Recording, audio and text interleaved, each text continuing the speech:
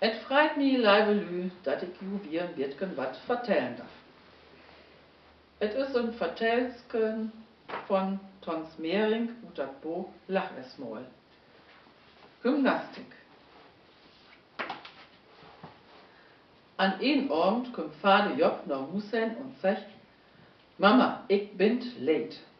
Man wird so stief essen Brett. Af morgen früh wird wat für de Gesundheit dorn. Gymnastik nach de Musik von Radio. De trifft de Stieve und de Knorken und schmeckt ihn wie mobil. Da fängt Job seine Mama Wahne an zu lachen und knest: Wat hör ich da? Du wusst Gymnastik machen? Ja, bist denn ratzdull worden? Kiek doch es in Spiegel, wo alt du all bist. Und dann dien Büchsken. Dat soll wat werden mit dine Gymnastik. Dat wird wohl wat, sech Vater Job, verlot die men drup. De Musik und Radio mecket ganz Licht. Man brückt bloß upzustorn. Du und mitmachen. Und dann all morgens um 6 Uhr. Nee, Job, da glaub ich die nicht.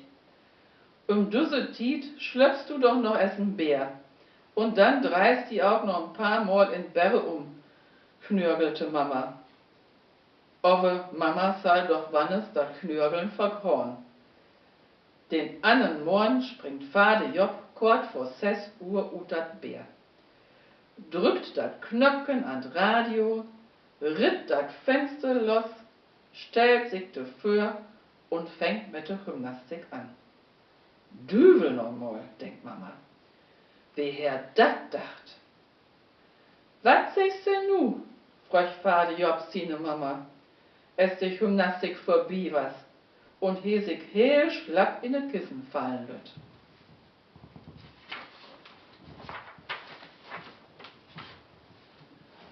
Na ja, sag Mama, und freit sich auf dem Wittgen über den Mumm, die ihren Job in Olle noch uppbringt. Ich will hoffen, dat du auch durchhältst. Mama, sag Job doch, warum denn nicht? Ich was doch früher auch immer gut in Form. Warum soll ich dat denn nun nicht? Den annen Morgen ist Vater Job punkt 6 Uhr wie zu Hange mit seiner Gymnastik. He wächt Arms und Bein und sin lief noch de Takte von der Musik und dat Radio. Und mo düftig dobby schweben. Und jeden Morgen heitert so wieder. Mama wündet sich Wahne über dat Gymnastikwerks von ihren Job.